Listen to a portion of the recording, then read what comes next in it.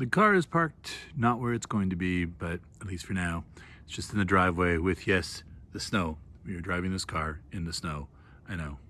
Anyways, one of the problems we found when we bought it used is that the memory seat doesn't work. You hit this, doesn't do anything. First thing we do, move it forward until we hear it beep. And we're waiting for it to beep. And that is exciting. It beeped. Then we move it all the way back. It's the craziest thing, but can you hear that? It beeps like you're backing up a dump truck near a school zone to make sure the kids are okay. This takes a while. A long, long while.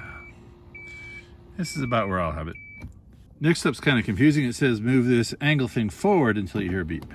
Moving the seat forward, that's the beep. Next up, move it to reclining all the way till you hear the beep.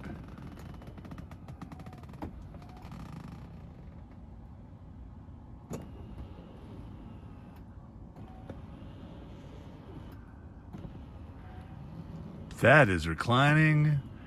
I don't hear any beep. Okay, apparently don't have to hear a beep in that one. Now I'm gonna hit set.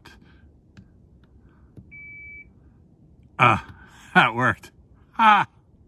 So this is what happens when you take out the battery, as the previous owner had done, in order for the battery to not drain, because this apparently has a terrible power drain issue that all SC430s have.